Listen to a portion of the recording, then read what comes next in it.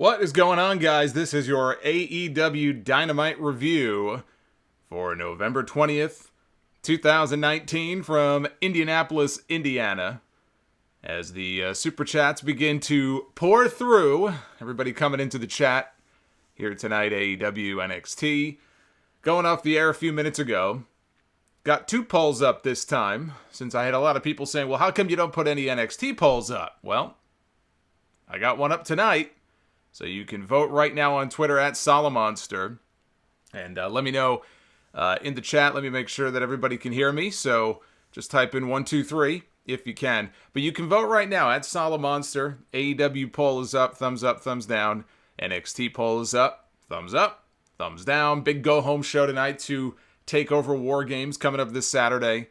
And of course, the Survivor Series coming up on Sunday, which also involves NXT for the very first time. You're getting a big dose of NXT this week between tonight, Saturday, and Sunday.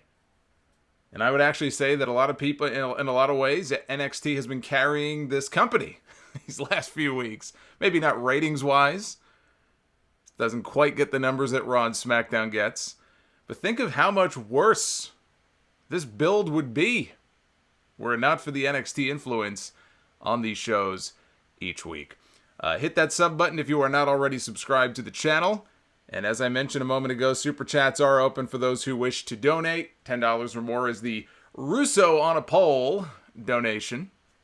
Otherwise, you will be seeing a whole bunch of random ones and funny alerts with your name on it popping up on the screen throughout the stream. Shout out to everybody in the chat. Casey DeMost. Jay Boozy. Also, thank you to Casey as Raw. He got a super chat in before I even went live. Said AEW to him was an 8.5 out of 10. I thought it was a very good show tonight. I have to say, very strong show. Really, just I have to say, the last few weeks, I'd say the last like 3 weeks, the energy from the crowd. They were in Charlotte. That was 2 weeks ago. Last week, I forgot where they were. Tonight, they were in Indianapolis. And the crowd energy, actually I think it was Charleston last week, and the crowd energy really amplifies the show, really makes the show feel like that much of a bigger deal. And it just goes to show, how infectious it can be when you have people who are into the product, who are going nuts for it. It makes it feel like an even bigger deal.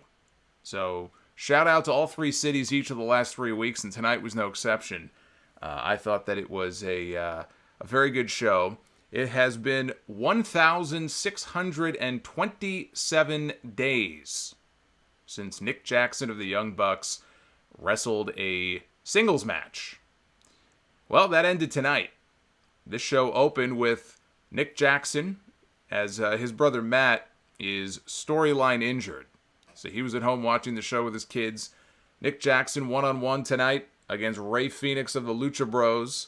Fans were, and this again goes to what I was talking about as far as the crowd, these people were coming out of their seats. This is before the match even started. These guys got a standing ovation before the bell.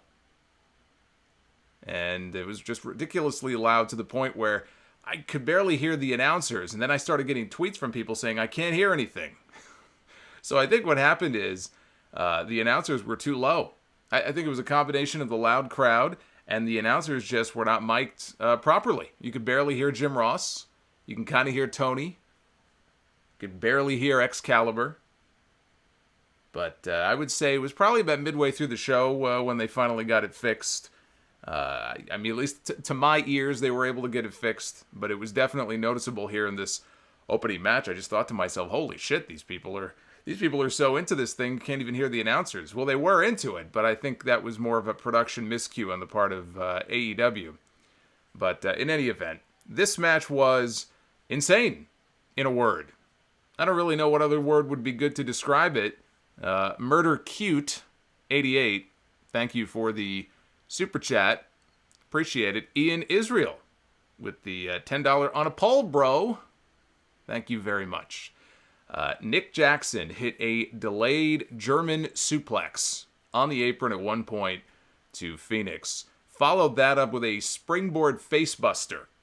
And the way Fenix sells these moves, this guy's going to break his neck one day. But it looks tremendous. These he top of his head, these spike bumps, as I like to call them. We had Nick Jackson hitting a springboard destroyer for a near fall. And he put a sharpshooter on. Now, I have to say this. A lot of people like using the sharpshooter. Sharpshooter is one of my favorite moves because Bret Hart is my favorite of all time. Okay, you want to win me over? Use a sharpshooter. Here's the problem. Very few people know how to apply the sharpshooter. I feel like Bret Hart, every time Bret Hart watches a sharpshooter like the one we saw tonight, he sheds a tear. And he goes on with his day because I don't think he probably gives a shit, but he sheds a tear nonetheless. Nick Jackson gave him what I call the Rock version of the sharpshooter. Crosses the legs, he turns over, and he stands.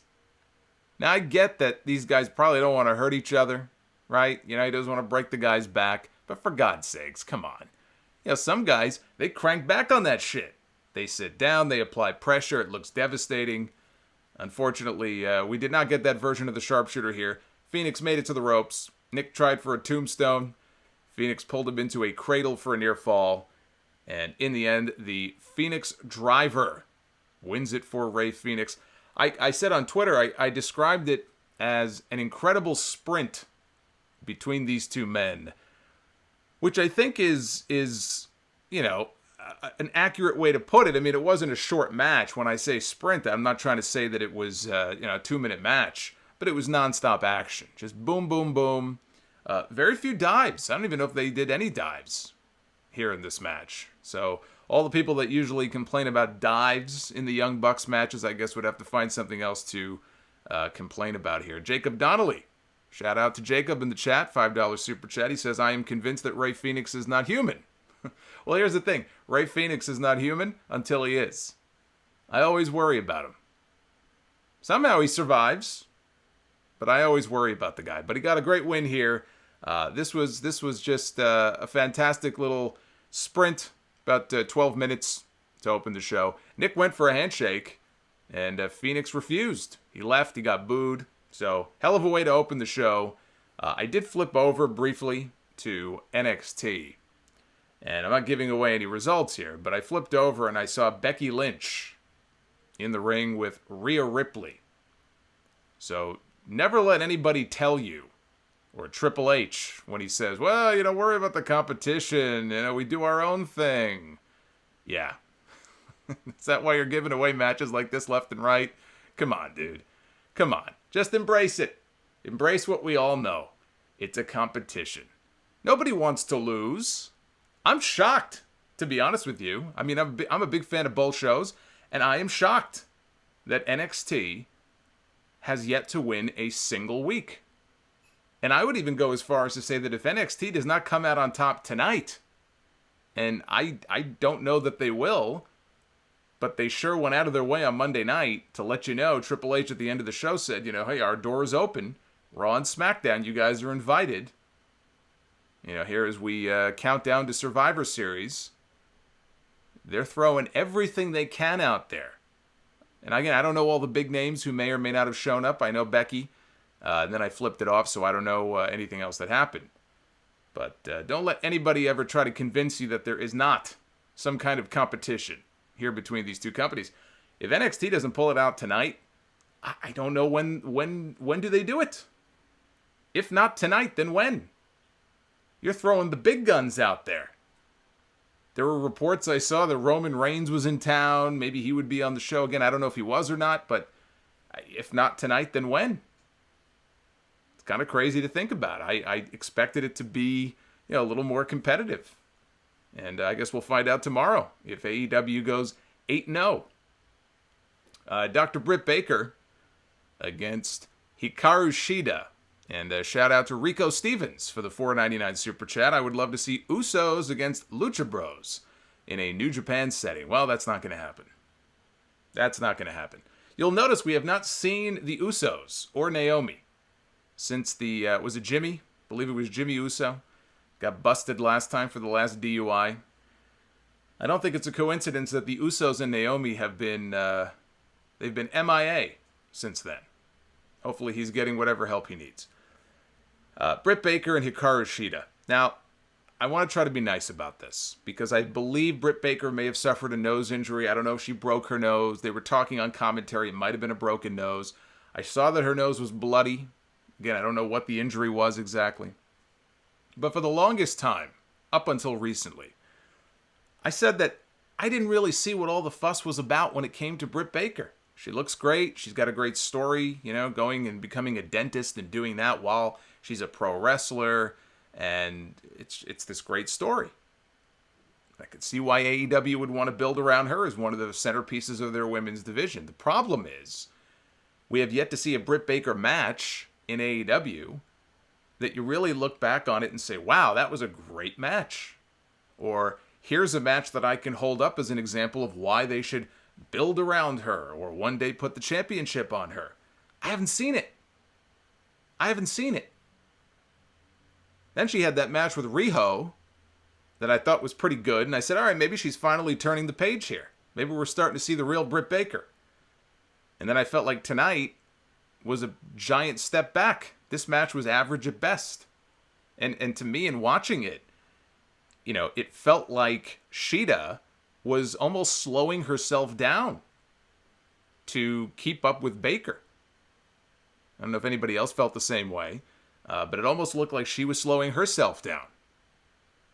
But again, Baker was bleeding from the nose. Was that impacting her performance? I guess it's possible, but I just not impressed. Not impressed by what I'm seeing so far. There was a running knee spot outside. There was a chair set up. And Unknown Nemesis, thank you very much for the Corbin Krang donation. That's one of my favorites. If you don't know what I'm talking about, you got to join us here for the video stream. Anyway, $2 super chat. Thank you very much. I appreciate it. Chair set up outside the ring. Running knee off the chair. Propels herself off the chair. Hits a high knee to Britt Baker. Back in the ring, there was a backbreaker for a 2 count. Shida hit a running knee again, made a cover. And there was a lockjaw attempt. Britt Baker got the lockjaw on. Shida got to the ropes. And a few moments later, we had Hikaru Shida using an inside cradle and a falcon arrow. Got a couple of near falls out of it. One more running knee. And finally, she got the pin. From what I've seen and heard of Hikaru Shida, she's very good. I'm still waiting on that breakout performance, though, from Britt Baker. I'm hoping it comes one of these days. But I have yet to see it. Then we have the Dark Order. Not out in the ring. We got a very bizarre recruitment video. They showed a guy on the subway platform being bullied. He had his glasses knocked off by a couple of kids. Picks him up. His glasses were broken. He gets onto the subway car, sits down, looks up, and he sees an advertisement. I don't know who it was in the advertisement. If he's a wrestler, an actor, I don't know who he is. But this spokesman, as it turns out, we find out at the end of the ad, for the Dark Order. And it's this whole long sales pitch about, you can turn your life around. All you have to do is join us. And so this was very strange. But, this is the kind of thing we need to see more of. It's one thing to send these guys out there. Ooh, they're all spooky. They've got masks. Ooh. All right, well, who gives a shit? This kind of gave me a creepy vibe. So if they have more vignettes like this planned, you can go for the creep factor. That could work, because I'm still not sold on this whole Dark Order thing. So we'll see if they do more of these, but this was very bizarre. Then we had the Dynamite Dozen Battle Royal, with the final 2 men standing, facing off next week for the Dynamite Diamond Ring. Jim Ross, on commentary, said that it was 7.85 carats. That is what the diamond ring is, and it gave me flashbacks many years ago when my friend he was getting married. Went to the Diamond District in New York City. He was going to help him out and look at some of the rings. And Jacob Donnelly, again, thank you, $5 super chat. Appreciate it. Sean Turner. There it is, Corbin Krang. Look at Krang. Oh, I used to watch those Teenage Mutant Ninja Turtle cartoons back in the early 90s. That's where Krang is from. That's where that's from, the old cartoon. Thank you. We'd be in the Diamond District looking for diamond rings. Thank God it wasn't me. I wasn't even the one getting married, and I was stressed out. So you talk about carrots and all this. It kind of gave me flashbacks to that whole experience, and I was very thankful that I was not the one with all the pressure on his shoulders trying to pick the right ring. As I'm sure many of you listening live in the chat right now could attest to, it is a stressful experience. So we had in this Battle Royal Hangman Page, Pentagon Jr., MJF, The Best Friends, Jungle Boy, Marco Stunt, Joey Janela, Orange Cassidy, Kip Sabian, Jimmy Havoc, and Billy Gunn. Badass Billy Gunn. He's an agent, of course, for AEW. Here he is now making his in-ring debut for the first time since Dynamite debuted. I think we may have seen Billy Gunn. We saw him at Double or Nothing, didn't we? I think we saw him in the Battle Royal. There's some kind of Battle Royal at Double or Nothing. Anyway, we haven't seen him since. So this was his Dynamite debut, and not for nothing. Billy Gunn, how old is Billy Gunn? Look, someone in the chat fill me in. I know he's in his early 50s, right? He's got to be early 50s. Billy Gunn's he's in shape. He's in great shape. So I guess when you're in a position like he is, you have to be ready at all times, right? You never know when you may get the call. Hey, we need you. We need you for a battle royal. We need you for a match. You got to look your best. But Billy Gunn, man, I'll tell you what, he was in better shape than some of the guys who work full-time on that roster. And he got a huge pop, huge reaction, holy shit chance. There's a holy shit chance for a Billy Gunn entrance here in 2019. So he was the 12th and final entrant here in this Battle Royal. Somebody in the chat says 90. No, I don't think, I'll tell you what, if he's 90, he's the best looking 90-year-old I've ever seen.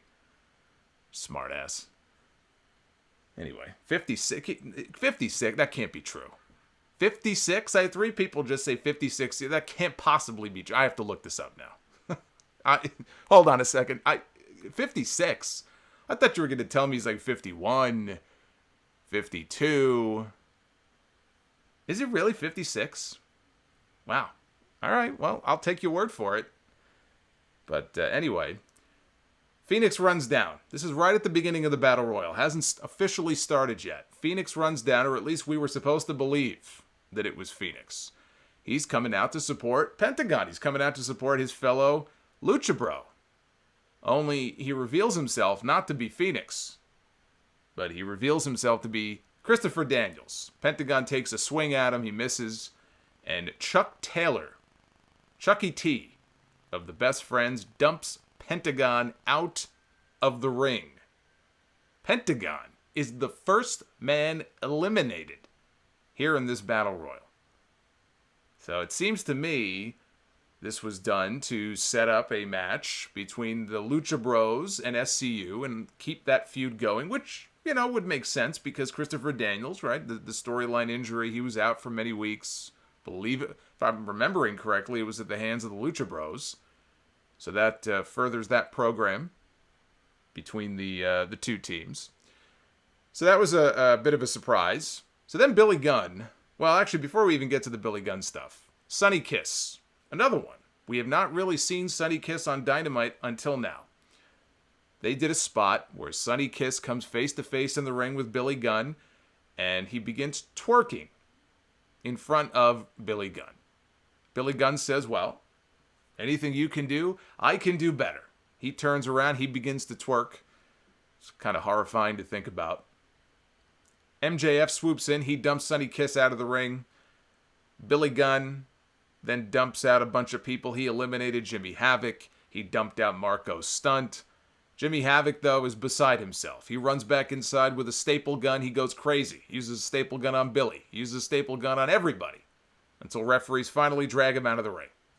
It was like the incident at the restaurant at Tony Schiavone's birthday party all over again. Excalibur wanted to run down and choke him out, but he restrained himself. So they go to commercial, come back, and they explain to us, they show us footage of what happened to Joey Janela. During the commercial break, Shawn Spears ran down with a chair. Janela was on the top rope. Spears hit him with a chair, knocked him out to the floor, and Joey Janela is gone. Then we got the mother of all confrontations. This was you think of some classic battles over the years, Hogan-Andre, Hogan-Warrior, Austin Rock, all these epic confrontations, right? Vince McMahon and the federal government, Vince McMahon and creative, all these epic confrontations.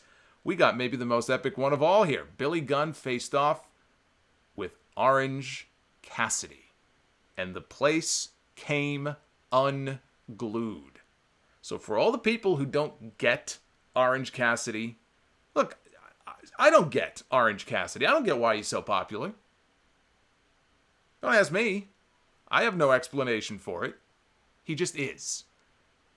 And that's why AEW signed the guy. Because they saw people seem to like him. They have fun when they see him. As long as you pick your spots with the guy, you know, he's not on television every week. He's not on television in multiple segments. They picked their spots with him. That spot a couple of weeks ago where there was the big brawl in the back with Santana and Ortiz and the Young Bucks. And I think Santana threw Matt Jackson into the door. The door swung open and there's Orange Cassidy in the fucking bathroom. Like, you know. And Santana slowly closes the door. And that was it. That was it. He didn't speak. He didn't do anything. It got a pop. And they moved on. I have no problem with that. But the place went nuts for this guy. He gave Billy Gunn a couple of those devastating kicks to the shins. Place went nuts. Place went nuts. Finally, MJF. He dumps Orange Cassidy out of the ring. Mega heat. MJF is the best. Mega heat for eliminating Orange Cassidy. Now he comes face to face with Billy Gunn. He shoves Billy Gunn. Billy Gunn tells him to suck my dick. That's what he said. That's what he said. He told him to suck his dick. Then he hit the Fame-asser. And he went to go toss MJF out of the ring. MJF holds on like he's Shawn Michaels in 1995. Down comes everyone's favorite. Say it with me now. Say it with me. Out comes Wardlow. And Wardlow comes down. He distracts Billy Gunn long enough for MJF to reach up, rake the eyes. Billy Gunn turns around. Right into a buckshot lariat turned inside out by Hangman Page. And out to the floor goes Billy Gunn. Not a bad night. He was never going to win. But not a bad showing for Billy Gunn. Kip Sabian, he eliminated Chuck Taylor. Jungle Boy eliminated Sabian. Leaping Rana takes him out over the top rope. And they acted at this point. One of the, maybe Excalibur or Shivani said that it's going to be Adam Page and Jungle Boy next week.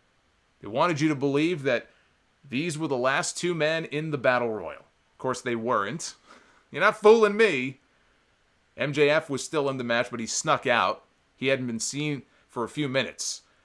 So finally, he reappears, and he pulls Jungle Boy, yanks him down off the apron to the floor, and so it will be Hangman Page and MJF, because as per the rules, the last two men of the Battle Royal now go on to have a singles match next week for the Diamond Ring. Still no explanation about what the ring is for. Why it's important, what it represents. Does it get you a title shot? Is it basically the de facto second title in AEW? Is that how they're going to use it? Nobody knows. Nobody knows. Do you get married with it? Can you pawn it and get money for it? I don't know. I have no idea. That's what I would do. I'd go pawn the fucking thing. You'd probably get some good money for it. But I do think the idea could work of MJF flaunting a diamond ring on TV every week. I think it fits the character. So, of course, he needs to win next week. I would be beyond shocked if Hangman Page walks out of there with that ring next week. What cowboy wears a ring anyway? Come on. What cowboy do you know wears a diamond ring? A cowboy that wears a diamond ring is going to get his ass kicked by other cowboys. It's got to be MJF. And then we got Le Champion, Chris Jericho, out for a major announcement. Now, we've heard teases before here in AEW for these big announcements, these major announcements, and honestly, more often than not, they're disappointing. They're a big letdown. So I've already learned, I've conditioned myself at this point. This is kind of a general rule in wrestling, not just AEW. Whenever you hear a tease for a major announcement, a big earth-shattering announcement, you better lower your expectations, because more often than not, these big announcements are not very big at all. So I already had my expectations lowered. I figure it's just some kind of angle. I honestly thought he was just going to announce the Jericho Cruise, that they're having matches on the cruise ship, which they are. I mean, they announced it online. I figure he's going to come out and make this big TV announcement about it. So I wasn't expecting anything big to begin with. But Jericho comes out. He's with Jake Hager. And he says his conduct last week, after losing to Scorpio Sky, was unbecoming of being the AEW champion. And he's going to apologize. He is teasing that he is going to apologize, and he just can't get the words out. Every time he tries to, he fails. He stops short. So instead, he hands the microphone over to Hager. And Hager says, "I'm sorry." And every time in this promo that Jericho was going to have to say the word sorry, he would hand the mic over to Hager, and Hager would say it for him. I thought that was great. And this really is. This right here, we saw it tonight. They were the only two people in the ring. Hager's in the background. He's the heavy. He's the muscle. This is the right role for him. When he first came in, I was worried. I said, oh boy, Jake Hager, he's going to be wrestling for the world title now. Is he going to be the big threat? In AEW, I don't need to be seeing Jake Hager in main events. Well, I don't think we've seen Jake Hager wrestle once on Dynamite. Fine with me. This right here is the best role for him. To be in the background. Jericho could be the funny guy. He could be the straight guy. This is the perfect role for him. Jericho's big announcement. What is it? His big announcement is that next week, yes, to Awesome Heel in the chat. I thought I was going to say something about that. I wasn't sure if I was seeing things. It did seem to me like Hager was corpsing a little bit. He was trying very hard not to laugh. And I'll say this. I don't envy him because going forward every week, the challenge for him more than anything, I think, it's not going to be, remembering what he's supposed to say or anything else. The challenge for him is going to be not cracking up laughing in the middle of these promos. Because I don't think I'd be able to do it. Anyway, the big announcement is that next week, Jericho finally is going to get his thank you. The thank you that he has been waiting months for from AEW management, from the head honchos at Time Warner and TBS and TNT. He gets his Thanksgiving thank you next week. He goes, there's going to be games, there's going to be prizes, there's going to be surprises, there's going to be a clown.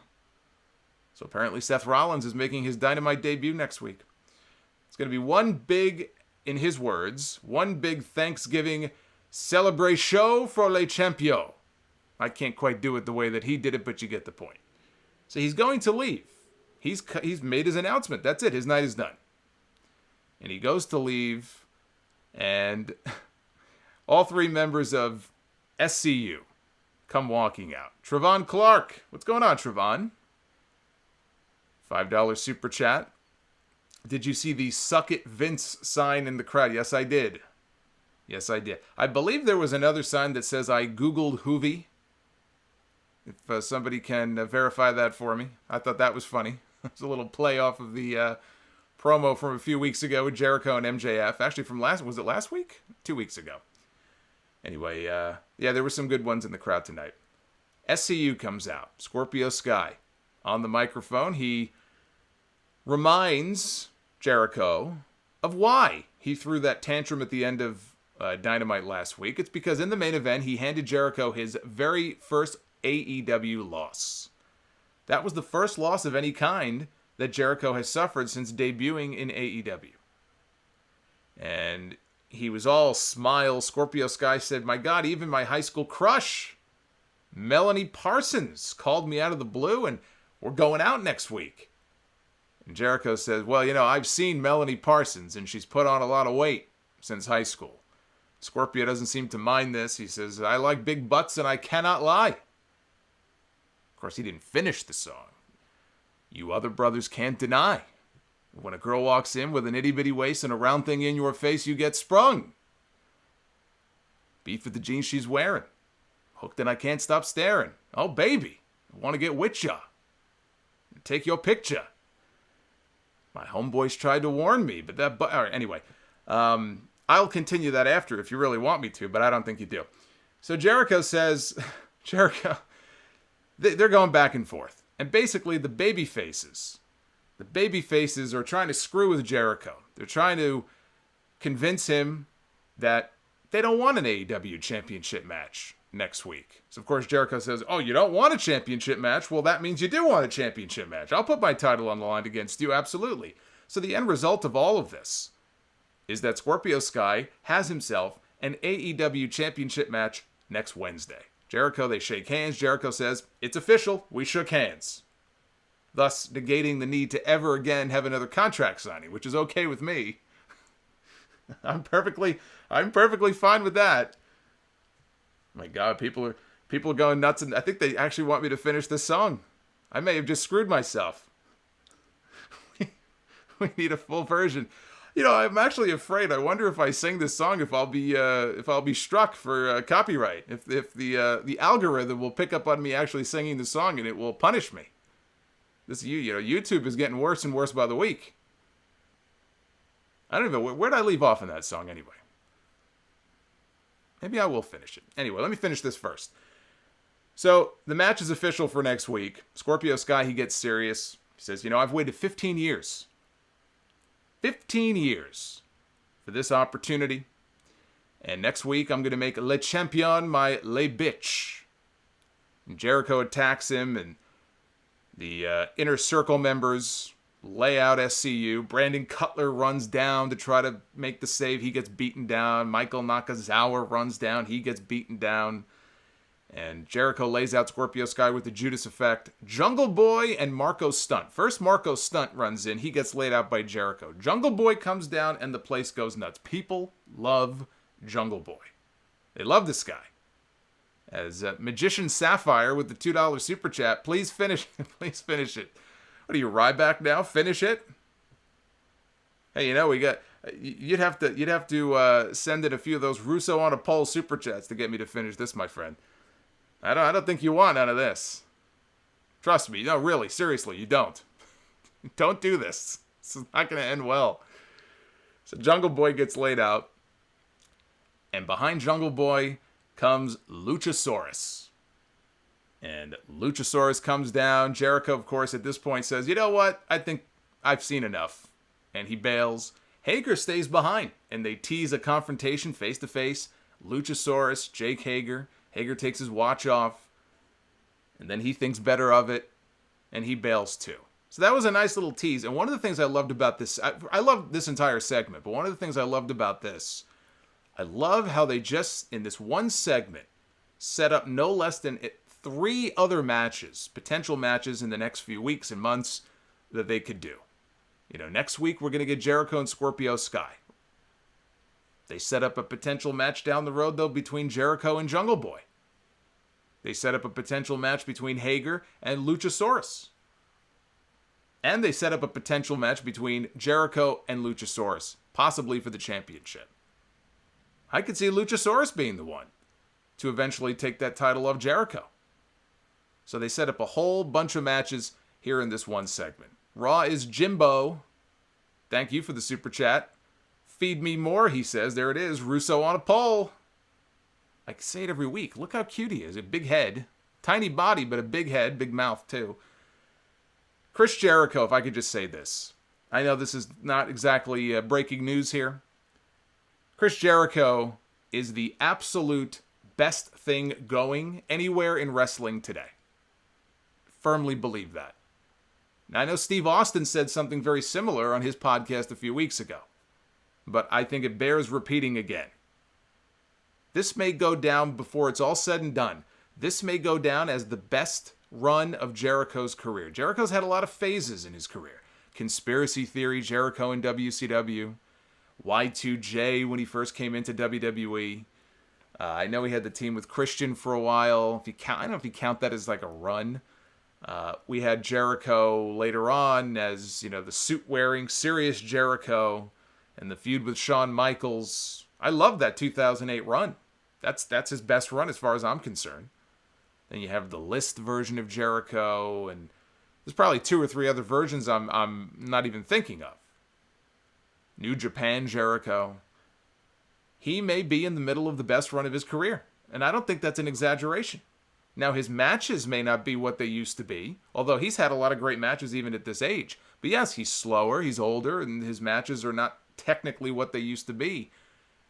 But when you look at the totality of his run, not just the matches, the character development, promos, it's incredible what he's been able to do.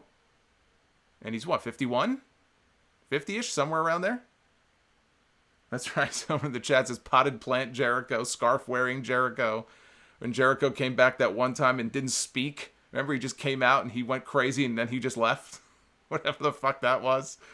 I mean, he's had so many different incarnations, it's ridiculous. But I truly believe that. I truly believe he may well end up being in the midst of the best run he's had so far. Adam Timmons, thank you for the super chat. Says supposed to be at work, instead waiting for a doctor to attend to me instead. Plus, Solomonster is live. Well, I hope everything's okay. I hope you're not dying. Don't die on me. Got a lot of wrestling coming up this weekend. Don't die yet. Luchasaurus, he stayed out there. He was scheduled to have a match against the librarian, Peter Avalon. If you blinked, you missed it. Luchasaurus killed him, basically made him extinct. And then it was time for Private Party against Santana and Ortiz. This was a tribute match to their friend, the late Matt Travis from House of Glory. Although he competed in a variety of independents on the East Coast, House of Glory really was his home. He was killed, not this past weekend, but the weekend before. You heard me talk about this. In fact, HOG just had a show this past weekend, this past Saturday, that I had the chance to help call in tribute to Matt Travis. And so both teams were actually at the HOG show on Saturday. They didn't wrestle. But I saw Santana and Ortiz were there. Marquand, Isaiah, they were all there. And they were here tonight against one another. Excalibur even mentioned on commentary the stat about Travis becoming the 28th bicyclist to be killed this year in New York City. 28 cyclists killed in New York City this year. Unfortunately, they didn't have to do this. They didn't have to acknowledge it. They didn't have to explain the backstory behind it. They didn't have to say the nice things they said about Matt. And you know, the fact that they did that, I think, is something that should be applauded. I think that was a very cool, very nice, and respectful thing for them to do. So as far as these two teams are concerned, they had a good match. Hardly the best match that we've seen from either one of them, but I thought it was good. There was one clunky spot. Unfortunately, a lot of people are probably going to talk about this and just harp on this. And I'm not even sure it was their fault or the referee's fault, but there was a clunky spot where I believe it was Isaiah Cassidy went for a cover. It was like a Code Red, maybe, cover on Ortiz. And again, if I'm screwing up the names here, forgive me, but he went for the cover, and referee Paul Turner counted to 2 and went to count 3, and then he stopped. Now, I didn't get a visual if Santana grabbed his leg or not, but he just stopped. And to the naked eye, it looks like he just held up the count because somebody screwed something up. Now, maybe it was Santana missed his cue to break up the fall, and the referee was just trying to cover for him. I suppose that's possible. Was it a case where... Now, the announcer said that the legal man was not in the ring, and the referee noticed this, and therefore he had to stop the count. I don't know if that's bullshit. I don't know if that's true. If it is, then that's on the referee, if that's the case. If that's accurate, that is on the referee. Because if the referee sees that the illegal man is in the ring, then why the hell are you counting twice? Why are you counting at all? You don't count at all in that situation. So I don't know who was at fault. And it was, they moved on. It's not like it ruined the entire match. But it's one of those hiccups that, a lot of people are probably going to be wondering, hey, what the hell happened? Private Party ended up winning the match with the gin and juice, one of my favorite finishes. Really is a very innovative finish. To get to that point, though, there was a nice sequence there at the end. Again, they recovered, I thought, nicely enough. They went for the silly string. Mark Quinn's back gave out. Excuse me, his back had been worked on, so his back went out. He was selling the back. And there was a double team on Isaiah Cassidy for a 2 count. Tower of London spot gets 2. And Santana went for a slapjack. Nick Jackson came down. Nick Jackson comes back out after his match with Fenix earlier, and he had taken the weapon away from Santana, ripped it right out of his hands, and that's what led to the gin and juice for the win. The other thing I think that also kind of hurt this match a little bit, there were 2 commercial breaks, and it wasn't a long match. Like, if you have a 20-minute match and you have 2 commercial breaks, even in a 20-minute match, it's like, all right, come on, because it really does kill the momentum. This match went about 11 minutes. Maybe 12? So to have 2 commercial breaks in a 12-minute match, that's a lot. That's a lot of commercial time. And then you throw that little botch spot in there. That didn't do them any favors. I still thought, though, in the end they had a good match. Sammy Guevara ran down to attack. All the while, he's vlogging. Every time we see Sammy on TV, he's vlogging. He's going to come out with a selfie stick. A longer selfie stick soon. He's a multitasker. That brings out Dustin Rhodes. His arm is still in a cast. He's selling that injury. He used it as a weapon. Knocked out each member of the Inner Circle that was out there. And that is how the segment ended. Anonymous, thank you for the $4.99 super chat, making Bray run away on screen right now. Keep up the great work. I appreciate that. Trevon, again, $5 super chat. Who has the best tag team division of wrestling right now? I've said it before. I think AEW does. I mean, you can combine all the different brands in WWE, but, you know, if you look at it brand specific, and you don't count NXT, you don't lump the NXT teams in with the WWE main roster teams, I have to say AEW. Now, AEW definitely doesn't have the strongest women's division. WWE, you know, gets the, with all the women they have. Actually, you know what I would say right now? I actually might say that NXT has the best women's division. The women have been killing it in NXT these last few weeks in the build-up to War Games. Even more so than the main roster. I might say the best women's division right now in wrestling is NXT. But the best tag team division belongs to AEW. Raymond Gay, thank you for a $4.99 super chat. Keep up the great work, he says. And Carlos M. Melanie Parsons, more over than Seth Rollins. Yes. Melanie Parsons. Well, tonight she was. Melanie Parsons. I wonder if that's a real person. Got to find out now. Got to look her up on Facebook. See if well, I'm sure there is a Melanie Parsons out there somewhere. I'm just, you know, maybe it's one of their girlfriends or something. I don't know. Laxus Dryer, $4.99 super chat. Dude, loving the show. You're doing a great job. Well, thank you very much. Well, that brings us to our main event. Jon Moxley against Darby Allin. Allin comes out, carried out in a body bag that says Mox on it. So he comes out, he skateboards his way down to the ring. Moxley gets his intro through the crowd, his Shield entrance. And as soon as he comes over, Allin attacks him right away. They're brawling into the crowd, and Darby Allin is doing a running dive over the barricade into the crowd. It's craziness. Craziness here at the start of this match. So we skip ahead a little bit. Later in the match, Moxley gets a hold of the body bag. Allin hits a suicide dive. Tope suicide. Excalibur. Oh boy, he sure does love shouting that, doesn't he? Tope suicide. Actually, so does Mauro Ranallo. They both go crazy on the Tope suicidas. You know, as sensitive as everybody is these days about pretty much everything, it kind of shocks me. I shouldn't say this because now, you know, I'll jinx it now. But I'm kind of surprised they even say the word suicide on TV. Like you would think, especially in WWE by now. I mean, think of all the words, like the banned words in WWE. It is kind of surprising that they haven't banned that word too. Oh, we can't call them suicide dives. We'll have to come up with a different name for it. We'll just call them dives. This guy's going to take a dive. It's PG. Can't say suicide. It's kind of surprising.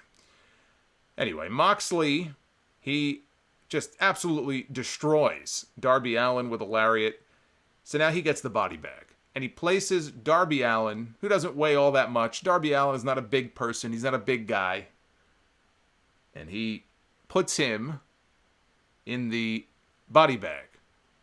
This is like old school Undertaker shit from 1991. He would beat the guy with a tombstone. Paul Bearer would bring the body bag in, zip him up, drop a big elbow or a big leg drop on the guy. So he starts putting the boots to him in the body bag. Referee finally lets him out. But he fights back. He fights back, runs into a black hole slam. Moxley goes for the Death Rider. Allin counters it, sends him into the post. Code red, only a 2 count. Allin goes up top. You know what he's going for. Naturally, he's going for the coffin drop. This was a great spot. Allin falls backwards. He goes to hit the coffin drop. He lands right between Moxley's legs, trapped in a rear naked choke. But he does the old, what I call the old Bret Hart spot, although I'm sure others have used it, obviously. But it always reminds me of WrestleMania 8, Survivor Series 96. He does the escape out of the rear naked choke. Moxley's shoulders are down. He kicks out. They work up to the top rope. Moxley bites his face, takes a bite out of Darby Allin's face, and he absolutely fucking killed this guy. He hit an avalanche Death Rider from the top rope, and he spiked him down right on top of his head. Holy shit. I would have come on the air tonight for this stream ranting and raving if Darby Allin would have kicked out of this move. The whole time as Moxley is going for the cover, the only thing I'm thinking is this guy better not fucking kick out of this move. If he kicks out of this move, I'm done. I'm finished. Thank God he did not. Moxley actually pinned him. He won with it. Good night and rest in peace, Darby Allin. That was vicious. It looked great, but it was scary as all hell. Dropped him right on top of his head. Jesus Christ. So Jon Moxley comes out of this looking like $1 million, and they go off the air with him talking some shit, some smack into the camera.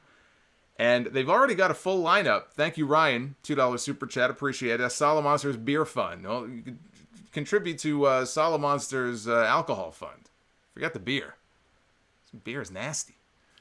Need something stronger than that. Need something stronger than that on Mondays. Come on, help me out here. We've already got a full lineup for next week's Thanksgiving Eve show. I didn't even realize that next week is Thanksgiving Eve. I suppose I'll be back here going live as always next Wednesday. But yeah, they're running a Thanksgiving Eve show, just like the old Survivor Series tradition from all those years ago when it used to be the Thanksgiving Eve tradition in WWE. So next week on Dynamite, we've got Chris Jericho defending the AEW Championship against Scorpio Sky. Kenny Omega, one-on-one against Pac. This is a rematch from All Out when Pac beat Omega. We've got MJF taking on Hangman Page. Last two men in the Battle Royal are going to meet one-on-one for the Dynamite Diamond Ring. And they are promoting the return of Cody. I don't remember. Was Cody on the... I don't believe he was on the show last week. My timeline in my head is all screwed up. I believe he was, right? That was the segment with Wardlow when he came out. I'm all screwed up right now. Anyway, this will be his return from that show. We will get to hear from Cody. We will see... You see, this is the problem. There's too much wrestling on TV. I'm getting everything confused. There's too much wrestling on television. There's some really great wrestling. And there's some really fucking awful, terrible, horrendous wrestling. But there's some really great wrestling too.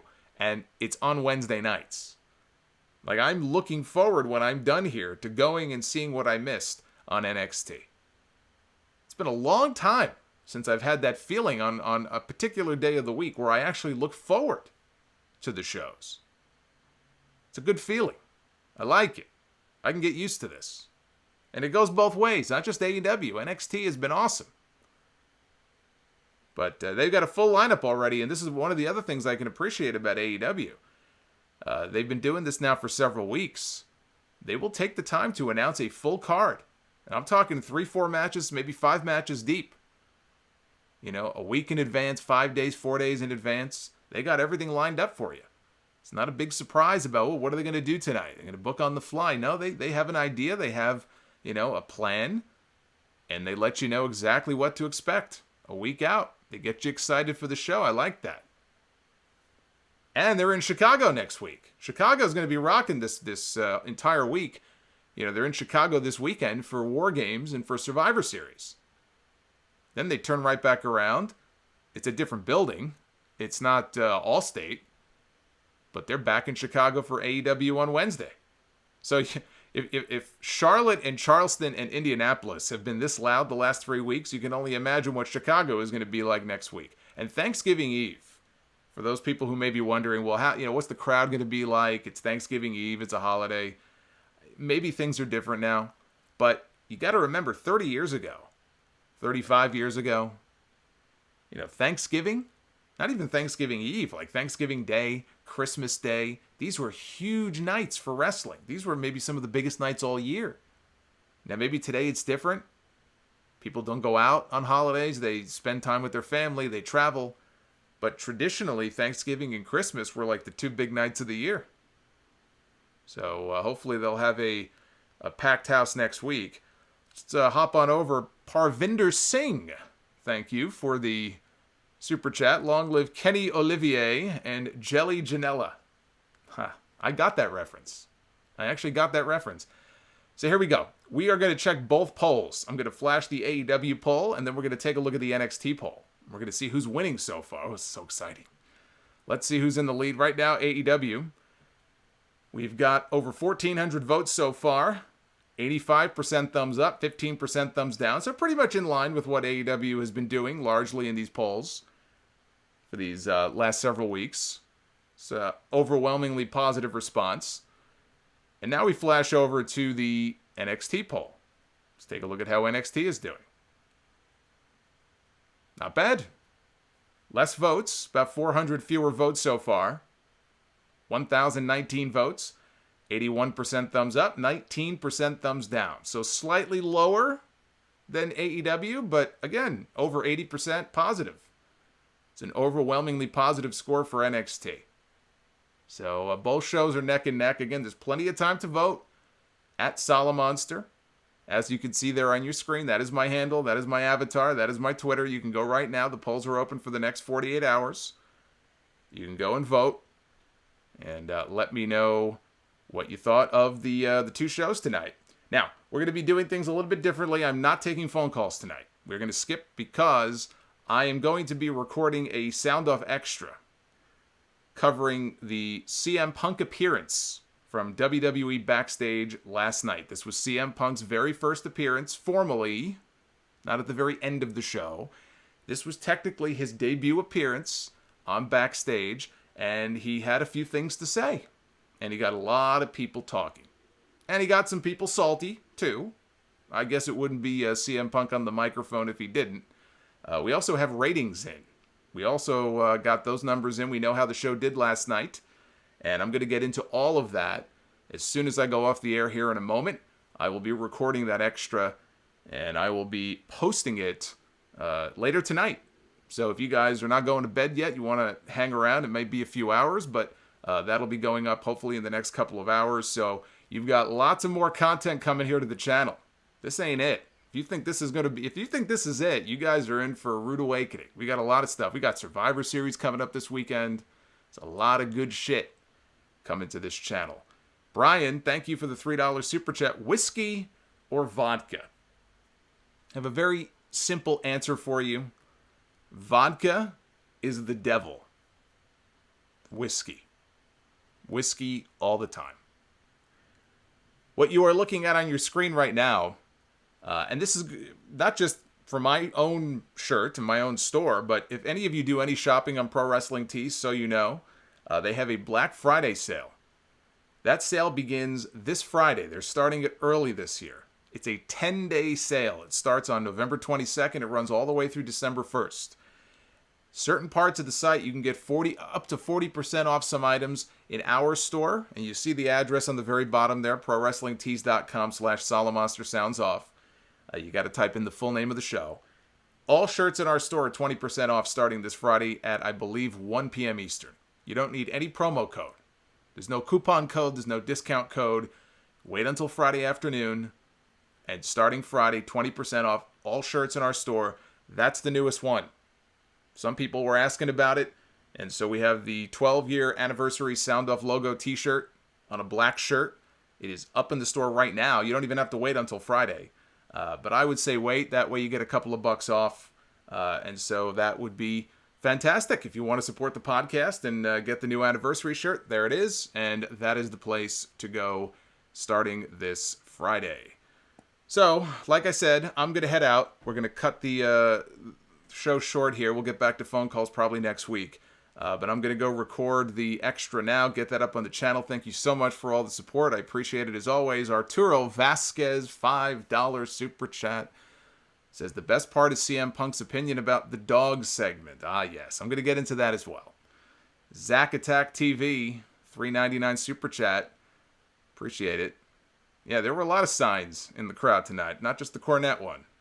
And I'll be talking about him this weekend. There's a lot of news. Feels like every week somebody else is putting their foot in their mouth, somebody else is tweeting something stupid or saying something stupid. What is going on here? People are losing their minds. Well, hey, more content for me. More content for me means more content for you. So hopefully you guys will tune in for that. I'm out of here. Thank you for joining me again. Stay tuned for the Sound Off Extra and join me this weekend, Survivor Series. I'm going to be back here on the channel live on Sunday night. Until then, take care, guys.